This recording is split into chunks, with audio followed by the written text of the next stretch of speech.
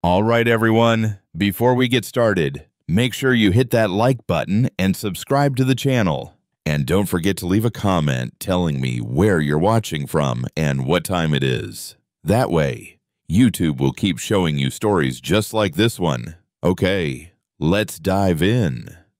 I was raised in a small town in Kentucky, one of those places where everyone knows your name, knows your business, and probably knows your family history going back at least 3 generations. It was 1976, and I had just turned 17. My whole world centered around school, church, and the occasional drive-in movie with my best friend, Ellie. My dad ran a pretty modest hardware store right on Main Street, and my mom was the kind of woman who ironed pillowcases and absolutely insisted on saying grace before every single meal, even breakfast. Life was quiet and predictable. That is, until I got mixed up with Caleb Turner. Caleb was the son of Judge Raymond Turner, a man who could walk into a room and instantly silence everyone. Everyone in town either feared him or deeply respected him.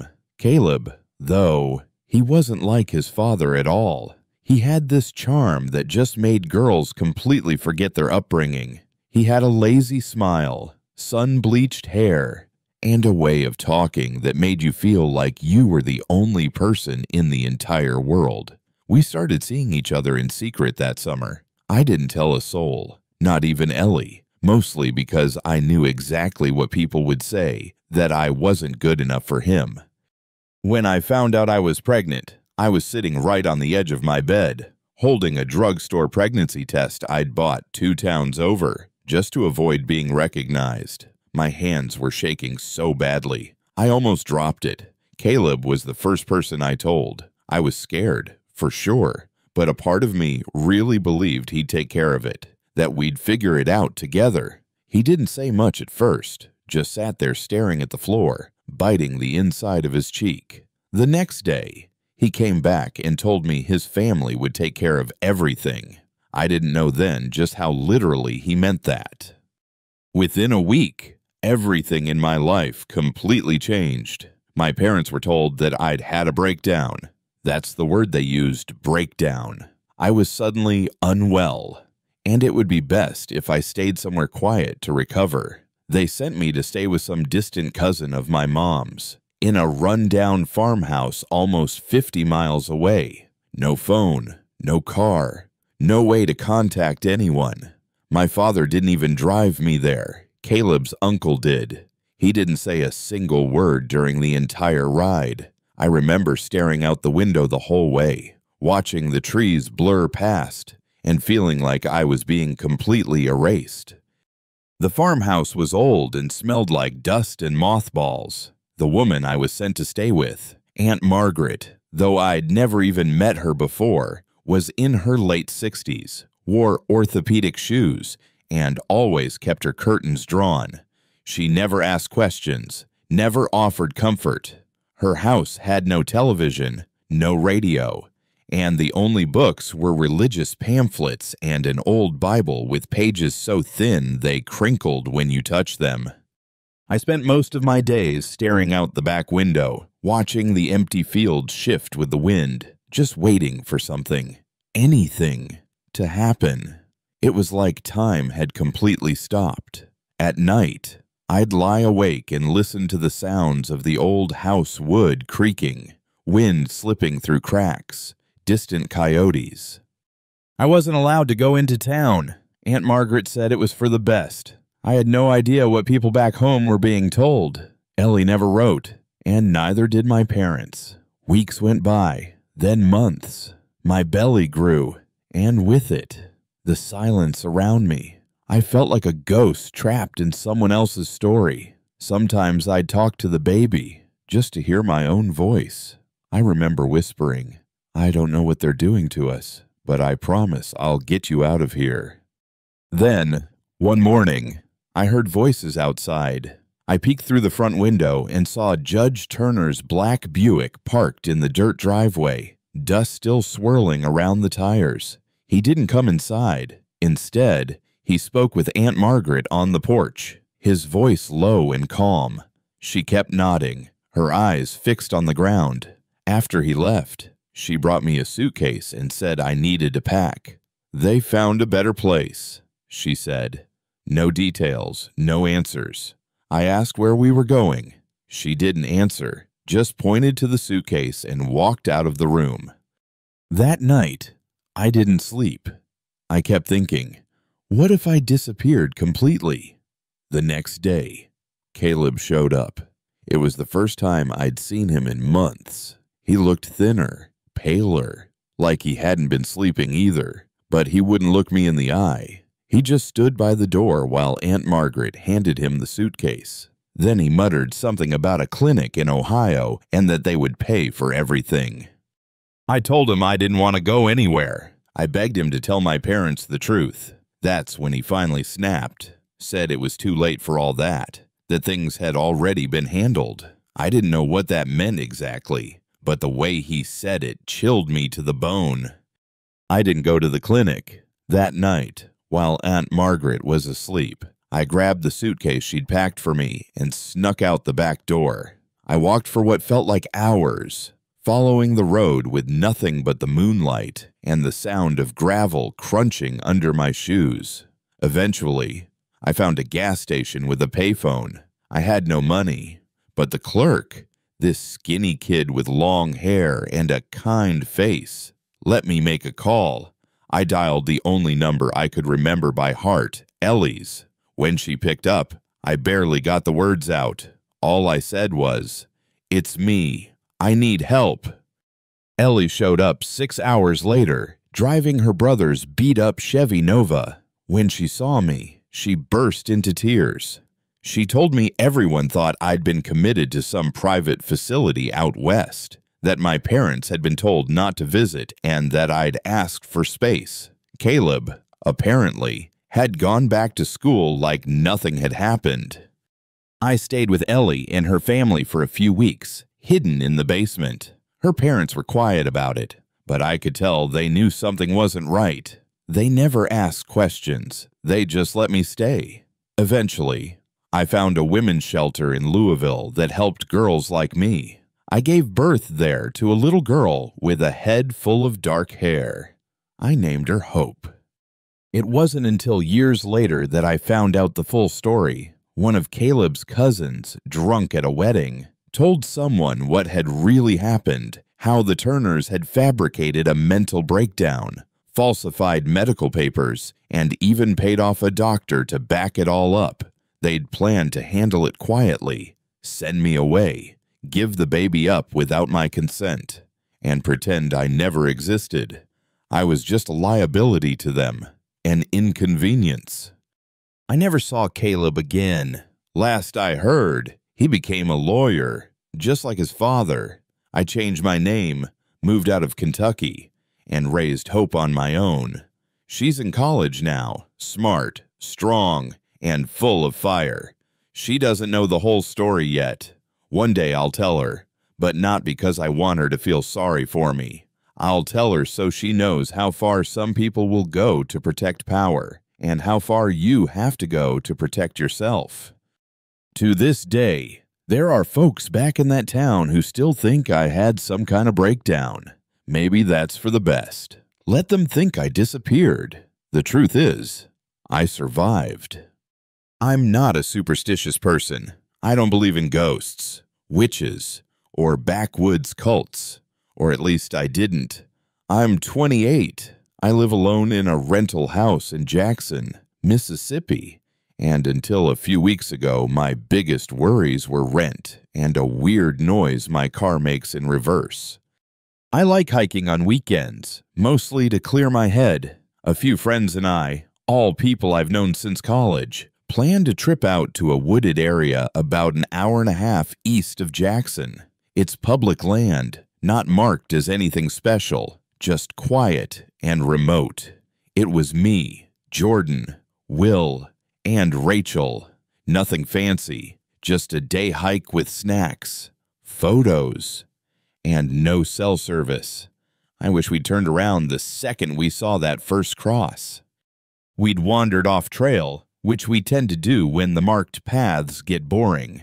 That's when Rachel noticed what looked like an animal's skull nailed to a tree. At first, we thought it was part of someone's weird hunting ritual or some kind of southern folk art. But then we started noticing more things, dozens of handmade wooden crosses stuck crooked into the ground, strips of dirty clothing tied to low-hanging branches. Some items were really old, almost rotted. There were little cloth dolls, too, and what looked like melted candles stuck in the dirt. The whole area had this heavy, quiet feel to it, like the trees were pressing in. We didn't say it out loud, but we were all creeped out. I took a bunch of photos, close-ups of the crosses, the bones, even a hoodie that looked like it had dried blood on it. Will told me to knock it off, but I didn't think much of it. I figured I'd post them later on a hiking subreddit, maybe as one of those found something weird in the woods type of threads. None of us were brave enough to go any deeper into the grove. There was a tree in the center, thicker, older, covered in what looked like carvings and more bones nailed into the bark. We all just stood there staring at it. Then Jordan said, "We should go now." And without another word, we left. That should have been the end of it. But that night, after I got home, I posted 3 of the photos online. Nothing identifying, just the objects. Nothing with people or locations. A few hours later, after midnight, I got the first text. No words, just a photo. At first, I didn't understand what I was looking at. It was my driveway, taken from across the street. My car was in it, and the porch light was on. That photo had been taken minutes before I saw it. I looked outside immediately. Nothing, just darkness and silence. I didn't sleep that night. Every time a car passed or a branch moved outside, I'd get up and check the windows. I even turned off all the lights and sat on the couch with my phone in hand, waiting. Nothing else happened until 3:12 a.m. I remember the exact time because I was staring at the clock when the next text came through. Another photo. This time, it was closer my front window. You could see the curtain half drawn, and behind it, the soft glow of my TV. I was in that room when it was taken. My stomach dropped. I ran to the window and flung it open, yelling into the night. But there was no one there. I checked every lock in the house twice. The next morning, I called Jordan. I didn't want to sound paranoid, so I just asked if he'd noticed anything weird since the hike. He hesitated. Then he said he'd gotten a message too, but his was just a blank screen. No image, no text. Rachel and Will hadn't gotten anything, at least not yet. We all felt uneasy, like maybe we'd wandered into something we weren't supposed to see. I deleted the post and the photos immediately, but it felt too late. That day, I installed a security camera above my door. Even though I live in a decent neighborhood, it didn't make me feel any safer. That night, I didn't get a text. I thought maybe it was over. But in the morning, when I checked the footage from the camera, there was a person at 2:47 a.m. Someone walked up to my front steps and just stood there for nearly 5 minutes. They never knocked, never rang the bell, just stood there. The footage was grainy, but I could see a hood, dark jeans, and what looked like something hanging from their neck, maybe a necklace or a bone. At one point, they turned and looked straight at the camera, but their face was completely obscured by shadow. I called the police, showed them the footage. They took a report, but nothing ever came of it. By the end of that week, Rachel texted us saying her cat had gone missing. She was crying on the phone, said she found her back door open that morning, but she always locks it. She lives alone too, and now she won't stay in the house without her brother over. Will hasn't said much since. He's not the type to show emotion, but he looked shaken last time we talked. He said he's been hearing things at night, branches breaking, soft knocking. We all agree on one thing, whatever that place was.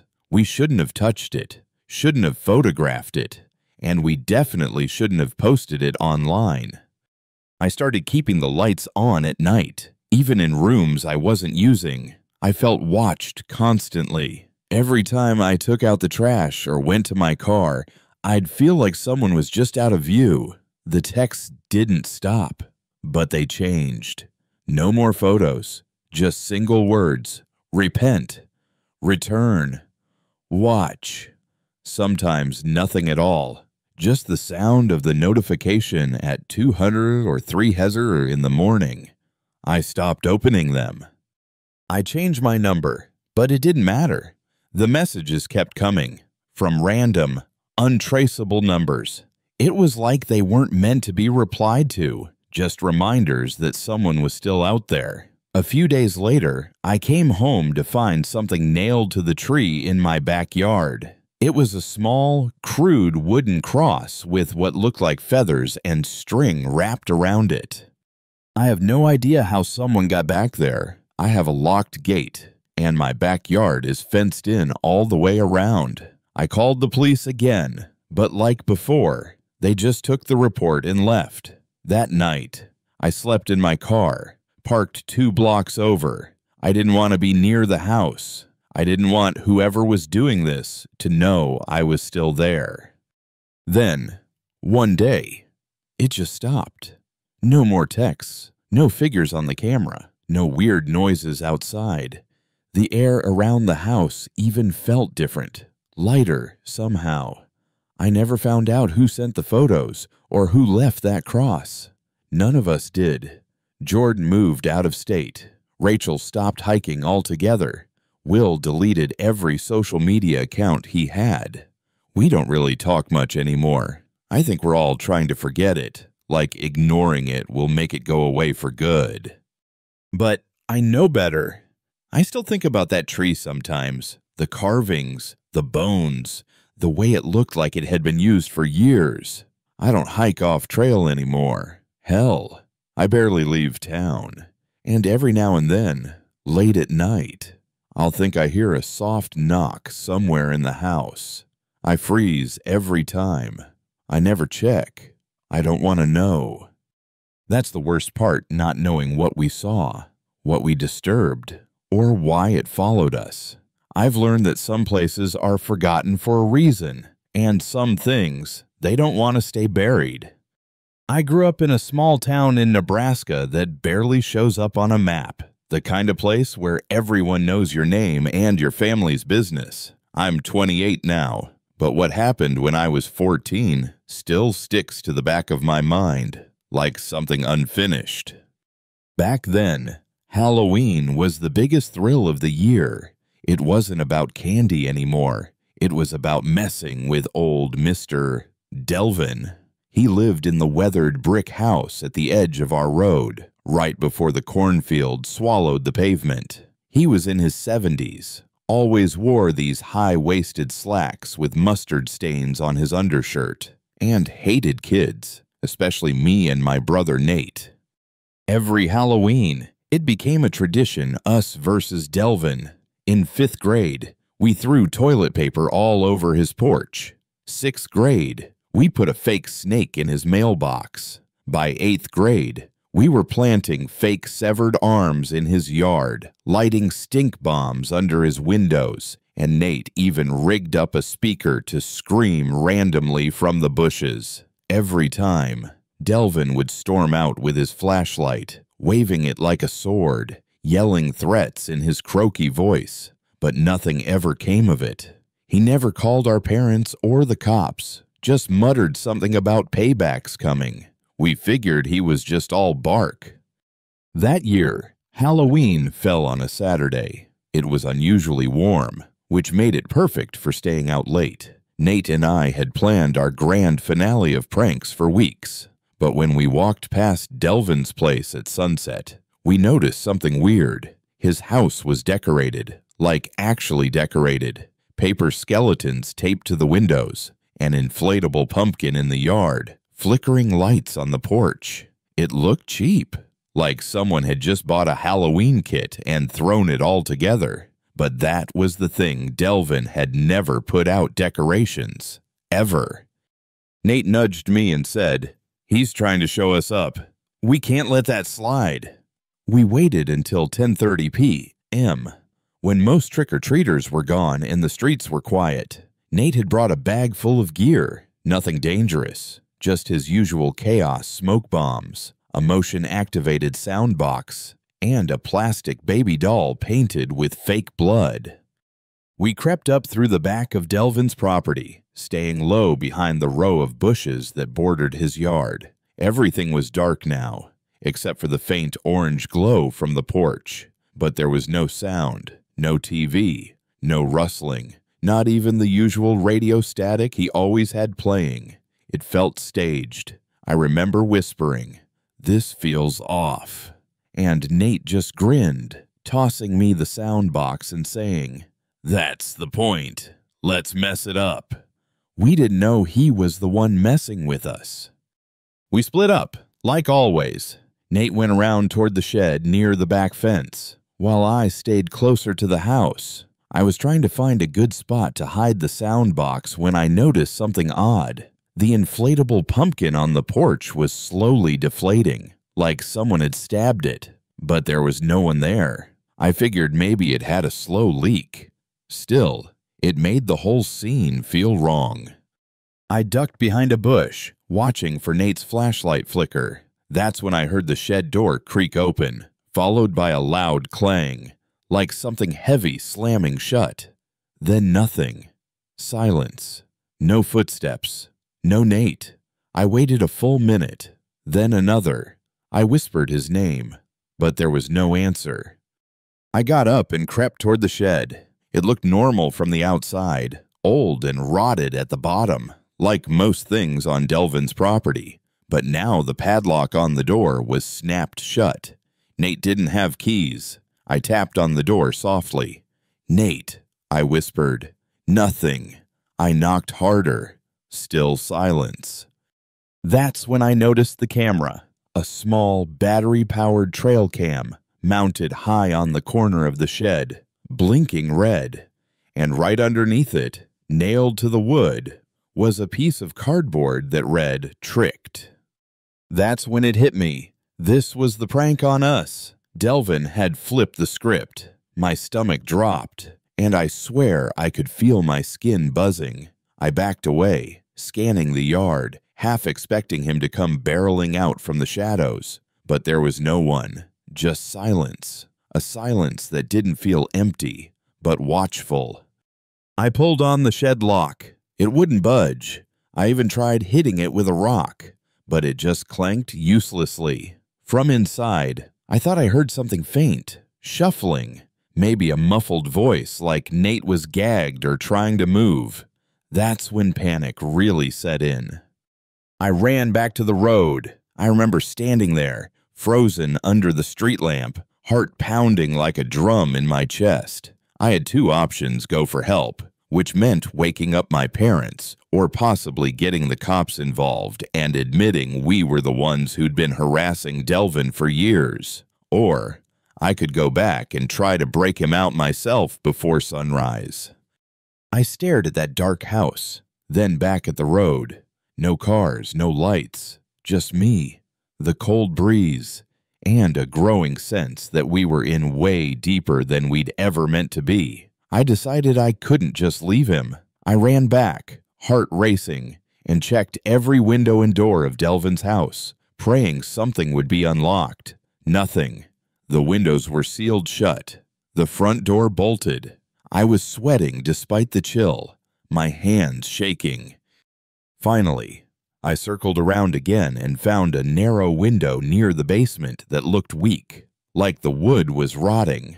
I jammed the edge of Nate's screwdriver, thankfully still in the prank bag, between the frame and pried until it cracked open just enough to squeeze through. The second I dropped inside, I regretted it. The air was thick, stale, and reeked of mildew and something metallic. The basement was cluttered with piles of old tools, stacked furniture, and a dozen dusty Halloween decorations props, masks, fake limbs, some still wrapped in plastic. It was like Delvin had been stockpiling Halloween for years. I tiptoed up the stairs, holding my breath, careful not to make them creak. I made it to the kitchen. No lights, but someone had left a flashlight on the table. Still warm when I picked it up. That told me Delvin had just been there. I crossed the house quickly and unlocked the back door. Then I ran to the shed, used the same screwdriver to wedge open the hinge bolts from the outside. Took longer than I wanted, but finally it opened. Nate was sitting on the floor, pale, knees pulled to his chest. The inside of the shed wasn't empty. There were photos, dozens of them, pinned to the wall. Photos of us, going back years, dressed up on Halloween, walking past his house. Even pictures taken through our bedroom window. Nate had duct tape on his wrists, but Delvin hadn't hurt him.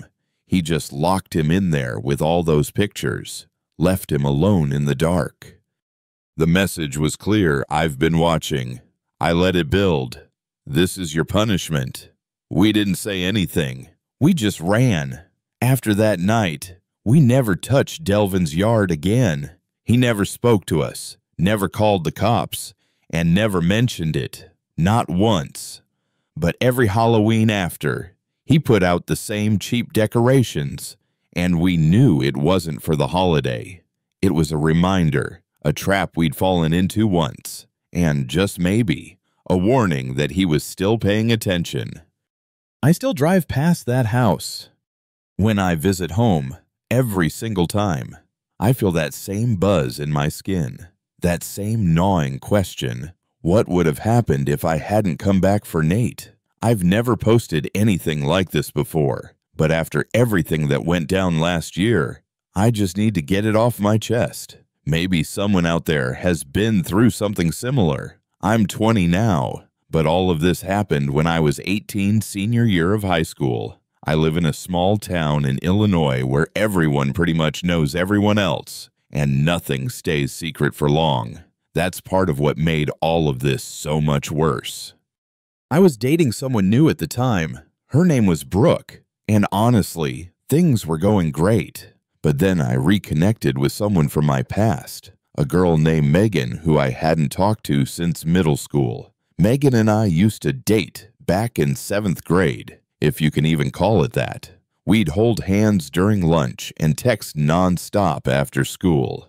Nothing serious. We were just kids. But she reached out to me on Instagram one night, totally out of the blue. She said she saw one of my posts and just wanted to say hi.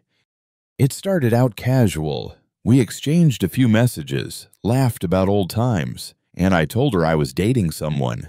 She didn't seem to care, just said she was happy for me and that she'd love to catch up sometime. I figured it was innocent. I mean, we were kids back then, and I didn't think she still had feelings. At first, it really did feel harmless. We texted here and there, nothing flirty, just catching up on life. She had moved to a nearby town about 30 minutes away, was working part-time, and sounded like she had her life together. But over time, the messages started coming more often, then longer, then at weird hours like 2 or 3 a.m. I didn't reply to those, obviously, but I'd wake up to paragraphs about how she missed the way we used to talk, how she never got over me, and how seeing me with Brooke made her feel physically sick. That was the moment I knew something was off. I showed Brooke the messages. She laughed it off at first, but deep down I could tell it bothered her.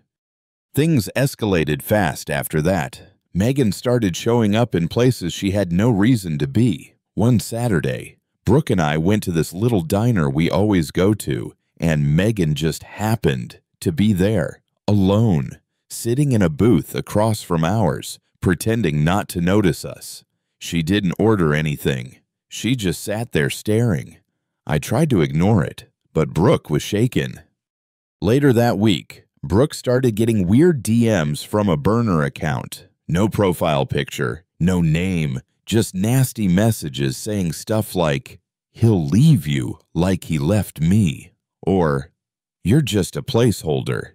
At first, we thought it was some random troll, but then the account started sending personal photos, Stuff I had only ever sent to Megan back when we were kids.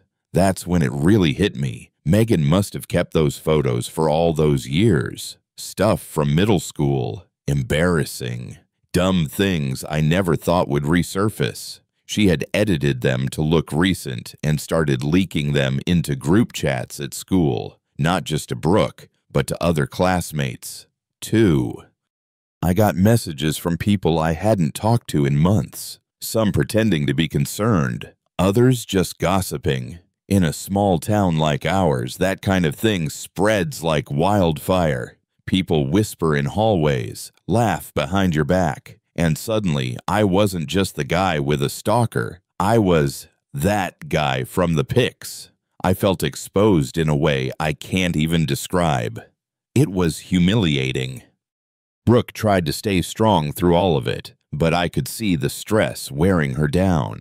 She stopped posting on social media, barely talked at school, and eventually asked if we could take a break. I don't blame her. She didn't sign up for any of this. Megan, meanwhile, kept ramping things up. I started noticing her car parked near my house at night, a black Nissan Altima. Once, I walked out around 1100 am to take the trash out and saw it idling across the street with the lights off.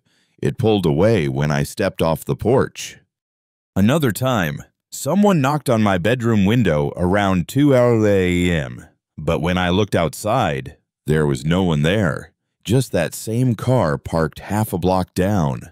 I tried going to my parents, but they didn't really take it seriously. My dad just said, "Girls get emotional. It'll pass." And my mom told me to block her, but it wasn't that simple. She'd just make new accounts, different usernames, same twisted messages. Eventually, I started losing sleep.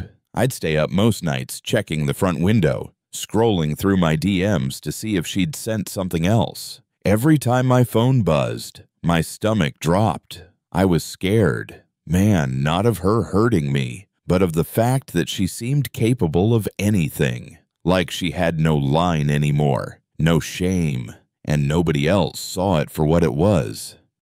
The school didn't help much either. When I brought it up to the counselor, they said since it was all online and off campus, there wasn't anything they could really do.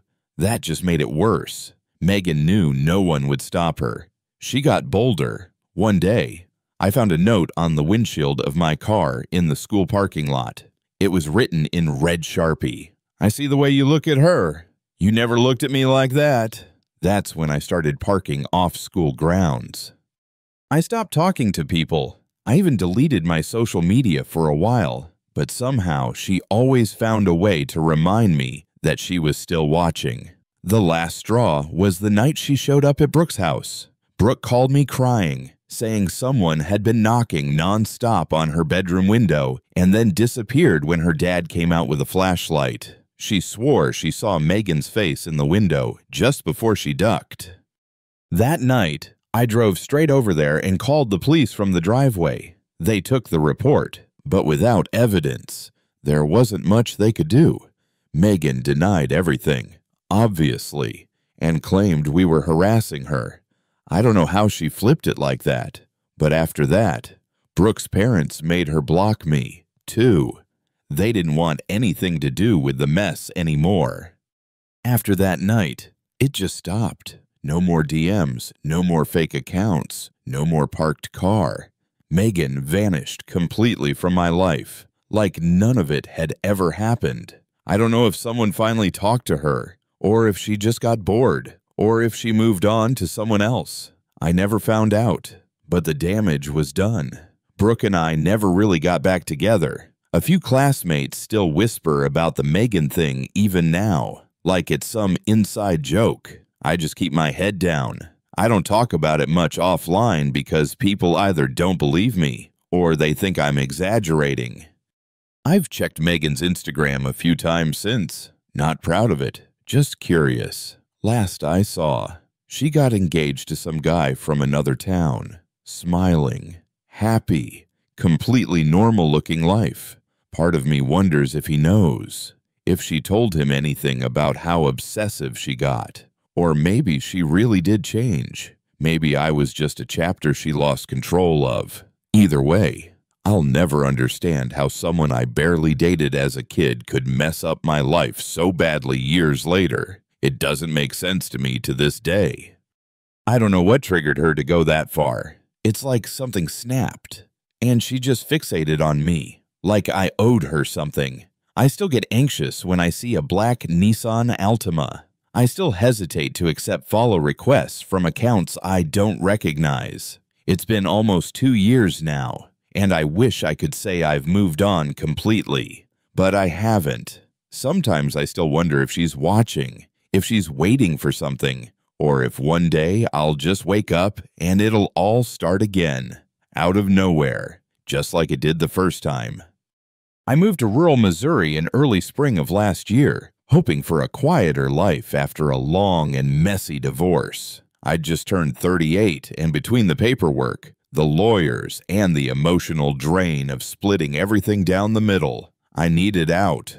So I cashed in what I could and bought a modest 2-bedroom house on a couple acres just outside a town called Cassville. It wasn't much, but it had good bones and a huge backyard, which I figured I could fix up over time. I work remotely, doing CAD design for construction companies, so I didn't need to be near any big city. The slower pace, the space, and the silence were exactly what I thought I wanted. About 2 weeks after I moved in, I decided to build a privacy fence along the back edge of the property. Nothing fancy, just some pressure-treated posts and horizontal slats, enough to give me some separation from the patch of woods behind the lot. The ground was soft from recent rain, so I figured it'd be an easy job. I borrowed an auger from the guy down the road, a retired mechanic named Bill, and started digging post holes one Saturday morning. I remember thinking how peaceful it felt out there. Birds chirping, coffee in hand, the sound of the auger breaking soil. I hit something in the 4th hole. At first, I thought it was a thick root, so I got down on my knees and dug with a hand trowel. But it wasn't a root.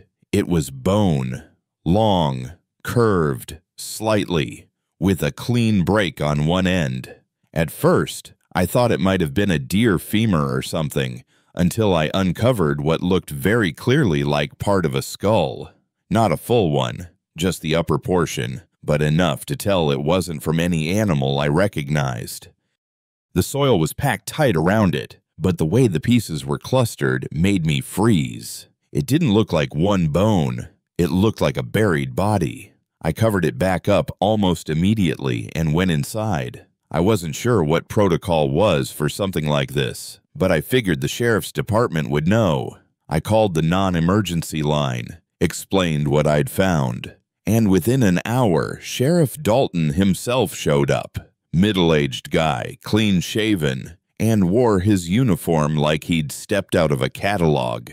He was polite but distant, more like someone checking off a box than someone genuinely curious. I showed him the spot, even pointed out where the bone was, but he didn't seem all that interested.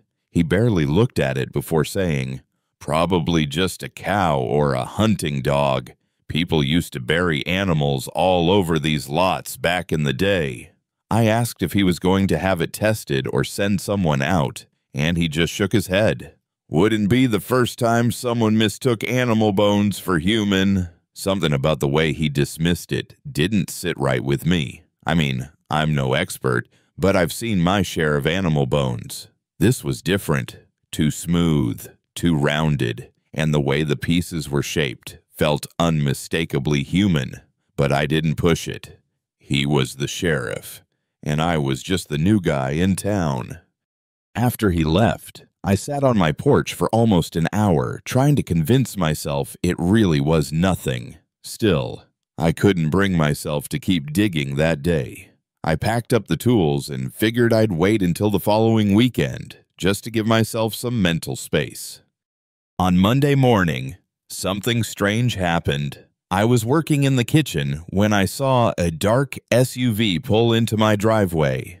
At first, I thought it was Amazon or someone lost, But it wasn't. It was Sheriff Dalton again, this time out of uniform, wearing jeans and a flannel, holding 2 coffees in a cardboard tray. I opened the door and he gave me this easy smile, like we were old friends. Said he was in the area and thought I might want to talk more about the backyard. I invited him in, mostly out of politeness, and he handed me a coffee like it was some kind of peace offering. We sat at my kitchen table, and after a bit of small talk, weather, fishing, local diner specials, he leaned in a little and asked if I'd thought about selling. I blinked, caught off guard. He said something like, "I've always liked this patch of land. Wouldn't mind picking it up myself if you're ever thinking of moving again." I laughed awkwardly and said I'd only just moved in, and he nodded like he expected that. Then he added, "But if you are thinking about it, I could offer cash, off the record. Wouldn't need to go through any of that real estate red tape." His tone was casual, but something in his eyes felt too focused, too rehearsed. The rest of the conversation blurred. I remember feeling this pressure in my chest, like my instincts were screaming at me to not take the offer. When he finally left, I stood at the window and watched him drive away, and that's when I noticed something else. There was dirt on the wheel wells of his SUV, a lot of it, fresh, like he'd been somewhere off-road recently. I wouldn't have thought twice about it, except that it was the exact same red-tinted mud from my backyard, the kind that sticks like clay and takes days to dry. That night, I couldn't sleep. Every creak in the house sounded louder. I kept replaying the way the sheriff looked at me, the dirt on his car, the forced friendliness. I finally got up around 2:00 a.m. and went out with a flashlight to look at the fence line again. I stood over the spot where I dug before and just stared at it, half expecting something to be missing. Sure enough, the ground was different, not by much, just a slight change in the way it was packed, a faint indentation, but it was enough to know someone had been there. I hadn't touched it since Saturday, and I sure as hell hadn't gone out there after the sheriff's visit. So, who had I decided right then I wasn't letting this go?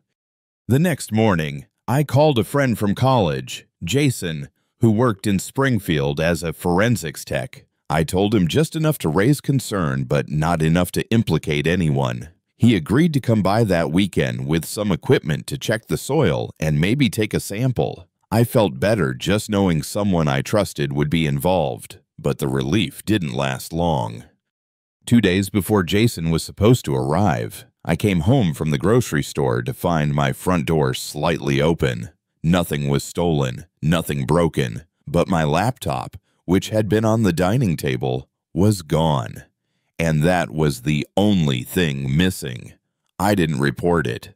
Honestly, I didn't know who I could trust. If the sheriff really was involved in something, what was I going to do? Call his office and have them send him back out? I felt like I was suddenly in over my head, like I'd stumbled onto something I was never meant to see. That weekend, Jason still came, but by then the hole had been filled in completely, not by me. The dirt was packed harder than before, and someone had even tossed a few rocks on top, like they wanted to make it look older. Jason took a soil sample anyway, but nothing ever came of it. He said there weren't enough trace elements to determine anything conclusive. Could have been anything, he said, but I could tell he didn't believe that either. A month later, I put the house back on the market. I didn't tell anyone why. I sold it to an older couple who wanted to retire someplace quiet. I still feel guilty sometimes, but I just wanted out. I never heard from Sheriff Dalton again, and I never saw his SUV in the area after I left. I've moved twice since then, and I still don't feel completely at ease. Every time I see a patrol car, I get that tight feeling in my chest again. I don't know what was buried in my backyard or who put it there, but I know it wasn't a cow. And I know for a fact that some people will do a hell of a lot to keep things buried, I moved into that apartment during my second year of college because it was the only place in town I could actually afford without a roommate. It was a small fourplex on the edge of town, tucked behind an abandoned gas station and some empty lots. The rent was cheap, and the landlord didn't ask too many questions, which back then felt like a win. My unit was on the second floor, and I was told the apartment above mine had been vacant for over a year. "No one's touched it since the last guy left," the landlord said, like it was supposed to reassure me. Honestly, I didn't think much about it. I just wanted somewhere quiet to focus on school. At first, it really was quiet. The walls were thin, yeah, but since no one lived upstairs, I didn't have to worry about late-night stomping or loud music. That's why the first time I heard footsteps above me, I was confused more than anything. It was close to 2:00 a.m., and I was up late cramming for a bio exam when I heard slow, deliberate steps crossing the ceiling. I remember actually pausing my music to make sure I wasn't imagining it, but the steps kept going. Just a few, then silence, like someone pacing or shifting their weight. The next night, it happened again. Same time, same kind of sound. I even knocked on the ceiling with a broom handle, like an idiot, hoping maybe someone was squatting up there and would knock back or something. Nothing. I texted the landlord the next day, and he just replied with, "Still vacant, probably pipes." Which didn't make sense because I knew what pipes sounded like. This was different. He didn't seem concerned though, so I let it go, at least for a few days. But once I noticed it was happening more often, always past midnight, always the same uneven pacing, I started to feel weird, like the air in my place changed whenever the noise started, heavier. It wasn't just the noise. I started waking up with this weird feeling that someone was watching me. I don't even know how to describe it exactly. I'd just snap awake, heart pounding, completely sure I wasn't alone. I'd check my apartment every time doors locked, windows shut, no signs of a break-in. But that feeling, it wouldn't go away. One night, after hearing what sounded like something drop upstairs, something heavy, I grabbed a flashlight and decided to check out the stairwell door that led to the top unit. I hadn't looked at it since I moved in. It was supposed to be locked up tight, but when I got there, the doorknob was just hanging loose, and the frame around the lock was splintered, like someone had kicked it in. I stood there for a minute, just staring at the door. My first instinct was to go back inside, lock everything, and pretend I never saw it. But curiosity got the better of me. I nudged the door open with my foot. It made this awful creaking sound, like it hadn't been touched in years. The stairwell was pitch black and smelled like dust and mildew. I remember shining my flashlight up the steps, and the beam caught something odd right away, what looked like scuff marks on the walls, as if someone had been dragging their hands, or maybe something else, along them. I started going up slowly, step by step, trying not to breathe too loud. The top door was already cracked open, not wide, but enough that I could see part of the floor beyond it. I pushed it gently, and it swung inward with this low, dragging noise.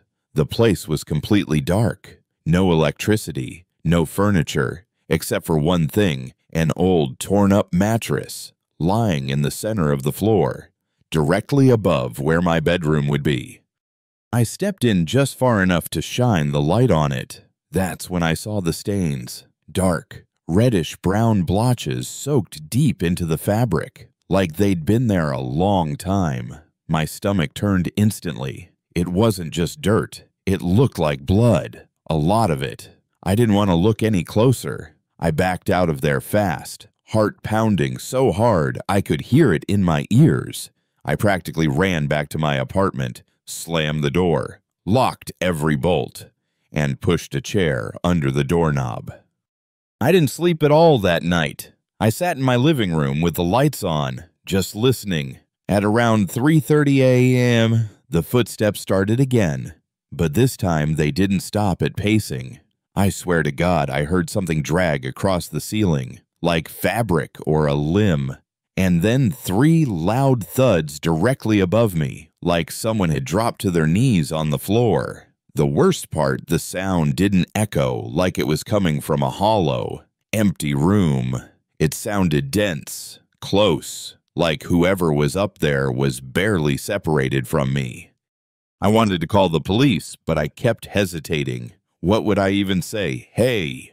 I broke into the upstairs apartment and found a bloody mattress, and now I think someone's walking around up there. I felt crazy. I felt trapped. And when I finally worked up the courage to go back up the next morning with my phone ready to record everything, the door was shut again. The lock was completely fixed, like nothing had ever happened. I know what I saw. I even have a picture on my phone of the door frame cracked and the knob hanging off. But when I showed it to the landlord that same day, he just looked at me like I was messing with him. Said the door had been reinforced months ago. No way it could have broken like that. When I asked if someone had been in there recently, he shrugged and said he didn't have keys for that unit anymore. Nobody's supposed to be in there, he repeated, and then told me I was probably stressed out from school and should try getting more sleep. I left his office feeling more alone and freaked out than ever. That night, I slept on the couch with every light on again. Nothing happened. No footsteps, no dragging. Silence. Same thing the night after. It was almost like whatever had been going on just stopped. But the quiet wasn't comforting. It felt worse somehow, like something was waiting. I started avoiding my apartment as much as I could. Hanging out at the library until closing and crashing at a friend's place whenever I could. I just didn't want to be there. Not alone. Anyway, that feeling of being watched never really went away. Even when the sun was up, I'd catch shadows flitting around out of the corner of my eye. My sleep schedule went to hell, and I couldn't focus in class anymore. 2 weeks later, I got back from a weekend trip to grab some more clothes. Everything in my apartment looked totally normal until I went into my bedroom, right above my bed, in the exact spot where I always heard those noises. There were 3 perfect dents in the ceiling drywall. They were small, circular, and spaced out like someone's knees would be if they had dropped down hard from above. I just stood there, staring at them for what felt like forever. They definitely weren't there when I left. I didn't even bother unpacking. I left that night and never slept there again. I broke my lease early and never looked back. I never told anyone else about it, because who would even believe me? It's been over a year since all that happened, and I still think about that place all the time.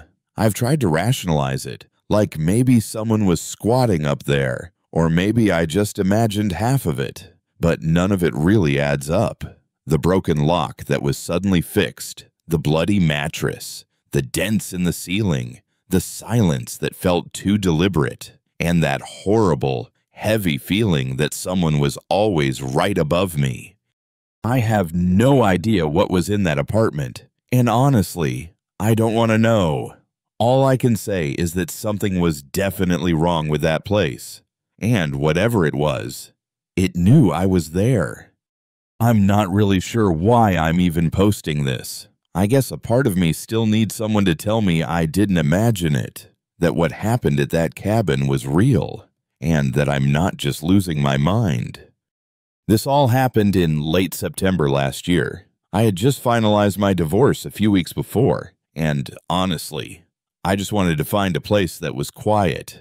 No traffic, no emails, no awkward friends trying to check in on me. I found this listing for a hunting cabin in Montana, way out in the boonies. No neighbors, no cell service, no distractions.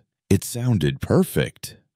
The photos showed a 1-bedroom place tucked away between trees, with a small porch and a fireplace. I booked it for 2 weeks, packed my truck, and drove out there without really telling anyone where I was going. I just needed the silence. The first few days were exactly what I wanted. It got cold at night, but the firewood was stocked, and I spent my time cooking, reading, and hiking around the area. There was a trail behind the cabin that led down to a small stream, and I'd go there with a thermos of coffee in the mornings. It was peaceful in that way that feels so rare when you've been living in cities your whole life. But around day 4, little things started to feel off. Nothing dramatic at first, just things like my bag of trail mix being lighter than I remembered, or a cold draft at night, even though I swore I'd locked the door. I chalked it up to just being in my own head. I mean, I was alone and going through a lot emotionally, so maybe I just wasn't keeping track of things properly. But then I noticed the muddy footprints, not inside the cabin, but on the porch. They looked fresh too, like someone had stepped there recently. It hadn't rained in a couple of days, but the ground out back near the stream was still damp, and the prints looked like they came from someone circling the cabin, not just passing through. I stared at them for a while, trying to come up with some explanation that didn't involve another person, maybe an animal, but they were clearly boot prints, human. That night, I barely slept. I kept hearing these random creaks on the roof, almost like someone was walking up there, real slow. The wind would pick up now and then, and I kept telling myself it was just branches shifting or an animal looking for warmth. But it didn't sound like that. The next morning, I found something that made my stomach drop. One of the cans I'd left in the kitchen, some chili I hadn't touched yet, was gone. Not misplaced, not moved, just straight up gone. I know it sounds small, but when you're completely alone in the woods and something disappears from inside your cabin, it hits different. I searched everywhere, just in case I was being forgetful, but it wasn't there. That was the moment it clicked for me. Someone had to be getting in. I locked the door every night. I started double-checking the windows, too. But this person, whoever it was, wasn't just passing through. They were watching, waiting. That day, I drove into the nearest town, about 40 minutes away, to buy a cheap trail camera. I told myself it was just to catch some wildlife on tape, maybe a bear or raccoon that was snooping around, but deep down I knew I was hoping to catch something else. I got back before dark and installed the camera, tucking it into the trees facing the cabin, angled just right to catch anything or anyone approaching from the back trail. That night, I didn't light the fireplace. I sat in the dark with a blanket and my flashlight, listening. The sounds on the roof came back, but quieter this time, like they knew I was awake. There was also something else. This soft rustling, like leaves being disturbed, but not by the wind. I didn't sleep at all. When the sun came up, I practically ran outside to grab the camera. I was shaking as I tried to get the SD card into my laptop. Most of the clips were normal, some squirrels, a deer passing by, nothing unusual. But around 2:47 a.m., there was one clip that made my heart stop. A man was standing in the tree line, just standing there completely still, facing the cabin. He was wearing a dark hoodie, and I couldn't make out his face. He didn't move. He didn't come closer. He just stood there for nearly 5 minutes, watching. Then the footage cuts. I watched it over and over, hoping it was some trick of the light or an illusion, but it wasn't. Someone had been out there, just watching me. After that, I wanted to leave, but something made me hesitate. Maybe it was stubbornness, or maybe I didn't want to admit that I was scared. I started locking the bedroom door from the inside, keeping a knife on the nightstand. I even placed little markers near the door, like small sticks leaned up in a pattern, just to see if anyone moved them. And they did. The next morning, one of the sticks was gone. The second can of chili was gone, too. And the worst part there was a smear of mud on the inside handle of the front door. That meant whoever it was had been inside while I was sleeping. That was the moment I started to feel sick to my stomach. I packed that day. I didn't even care about getting my deposit back. I shoved everything into the truck, locked the cabin, and left. But before I did, I checked the camera one last time. The last clip it recorded, just before sunrise, was of the same man. Closer this time. He was maybe 20 feet from the cabin, standing at the edge of the trees. Same hoodie, same stillness. Only this time, he was holding something. I don't know what it was, some kind of tool or stick. I don't know, but he was gripping it like he was ready to use it. And he was staring directly at the lens. I drove straight back to Missoula, didn't even stop for gas until the tank light came on. I kept checking the rearview mirror like I expected to see someone following me. I don't know why, but I didn't go to the police. I think part of me felt stupid, like they'd never take it seriously. Nothing was technically stolen besides some food, and I didn't have a clear face shot of the guy. Plus, what could I even say? A man stood in the woods watching me every night. I'd sound insane. I sent the cabin owner an email telling him the place felt unsafe, but I didn't go into detail. I didn't want him thinking I was unstable or trying to cause trouble. I just wanted to forget it. But I couldn't. For weeks after, I kept waking up at 2:47 a.m. no matter how tired I was. Sometimes I'd have nightmares that I was still there, stuck in that cabin with the man standing at the window, just watching. I moved apartments, changed my locks, even got a dog, but that feeling of being observed never really went away. The idea that someone could be so close, so quiet, and so patient, it still messes with me. That level of calm creeps me out more than anything. He wasn't trying to break in, he was just waiting. For what? I don't know. And I really don't want to know. I've told a couple of friends about it, but I always leave out parts. I never show them the footage. It just feels wrong, like giving that guy more power somehow. I don't even know if he lived nearby or if he just saw me arrive and decided I'd be interesting to follow. The weirdest thing is how it all just stopped after I left. There were no more signs, no more weird sounds, no strange people around my new place. It's like whatever that was, it belonged to that cabin, or maybe to that piece of land. I'll never rent anything that isolated again. Lesson learned. Anyway, that's what happened. I don't have some crazy twist or a satisfying answer. I still think about it more than I should. And sometimes I wonder if he's done it to someone else since then, or if maybe I was the only one who ever noticed. Either way, I'm done with cabins, done with isolation. And if you're reading this and thinking about booking some remote getaway to clear your head, just make sure you're the only one out there. I'm 32 now, but this happened when I was 25, right after I had moved back to Arkansas to help my dad after his stroke. I had just quit my job in Nashville and was trying to adjust to life in a much quieter, slower place. Most of my days were spent running errands, helping with his meds, and driving around to pick things up. I wasn't thrilled to be back in the small town I'd tried so hard to leave, but family is family. That night, I was coming back from a friend's place about an hour out from my dad's house. I had taken a longer, older route through the hills to avoid construction on the main road. That back road, Hickory Creek Road, is one I knew well, or at least I thought I did. It was close to 11 p.m.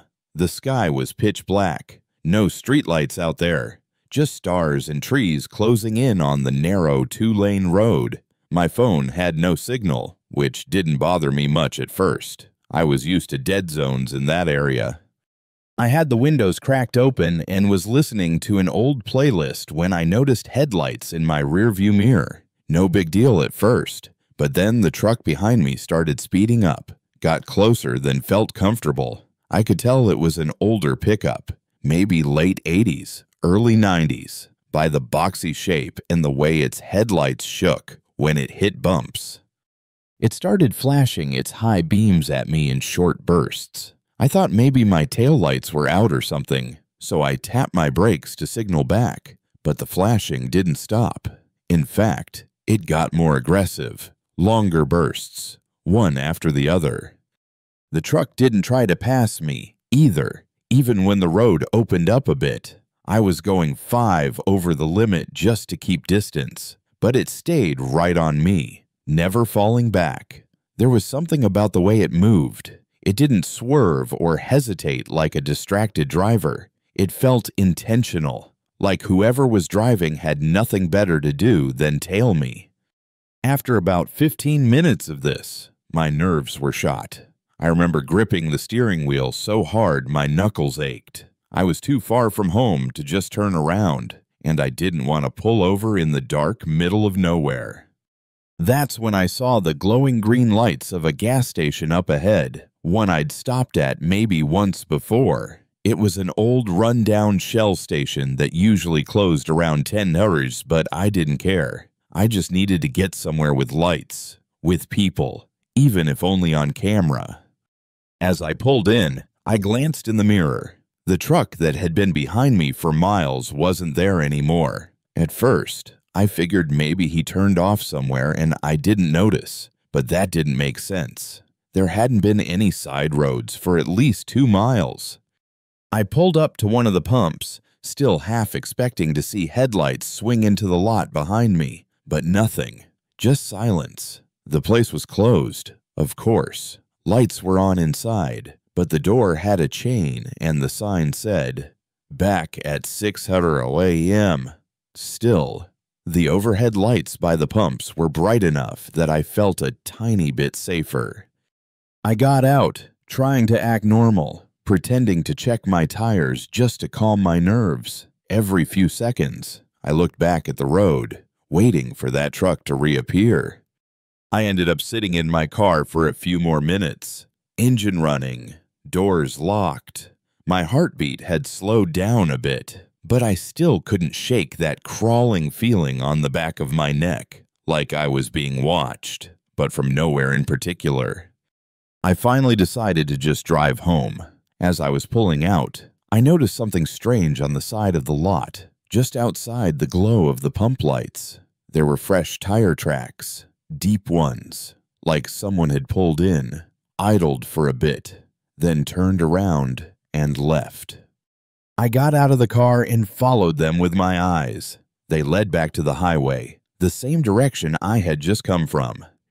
I didn't sleep much that night. I kept replaying it over and over in my head, trying to rationalize it. Maybe the guy was drunk and confused. Maybe he thought I was someone else. But then something kept bothering me. The next morning, I couldn't let it go. I called the gas station and asked if they had security cameras. The guy on the phone, his name was Marcus, I think, said, "Yeah, they had footage." And when I explained what happened, he offered to check. I drove back there around noon, still shaken but needing answers. When I walked in, Marcus looked confused. He told me something that made my stomach drop. He said the camera by the pump showed my car pulling in at exactly 11:08 p.m. But here's the part that doesn't make sense. 5 minutes earlier, at 11:03, that same old truck had already pulled in. Same shape, same lights. Even the flickering left headlamp I remembered. It idled at the edge of the lot for a full 2 minutes, then backed out and drove away. There was no footage of it ever following me. According to the cameras, it was gone before I ever got there. I asked Marcus if he was sure, if there was maybe a gap in the footage or a blind spot. He rewound it again, played it back frame by frame. My car pulls in, empty road behind me, no truck, no headlights, just me. I felt sick to my stomach. That truck was inches from my bumper the whole way there, flashing lights like crazy. I saw it. I felt it. There was no way I imagined that, and yet somehow it had been there before me. I stood in that gas station lobby with a pit in my chest, trying to make sense of it. Marcus just kind of shrugged and said, "This isn't the first time someone's asked me to check footage like this." That line stuck with me more than anything else. The way he said it, like this wasn't rare, like that truck had followed others too. I pressed him, but he didn't say much else. Just that sometimes people stop in and ask about weird trucks or figures in the lot, and sometimes the cameras show things that don't line up. He said most people just leave and don't come back. I guess I'm one of them now. I thanked him and got in my car, and before I pulled out, I looked around the lot one more time. No tire tracks this time. No flickering headlight in the trees. But I still felt like something was out there, watching. I've taken that same road maybe 3 times since then, always during the day and never alone. But I never saw that truck again. Still to this day, I can't explain it. How it could have been behind me, riding my bumper for miles, and then be at the station before I even arrived. No license plates, no driver ever seen, no record of it behind me. I know what I experienced. I felt it. The pressure, the fear, the way the lights blinded me through the rear-view mirror, like someone trying to warn me or intimidate me. I just don't know which. I've told this story a few times over the year, but I usually leave out the security footage part. People already give me weird looks when I tell them the truck disappeared. But sometimes I go back to that night and think, what if the truck wasn't trying to hurt me? What if it was trying to stop me from getting somewhere? Or maybe, what if it was trying to get there first? I don't have answers, just memories, and the kind of fear that doesn't go away with time. Just thought I'd share, in case someone else out there's seen it, too. An old pickup, no plates, always flashing its brights.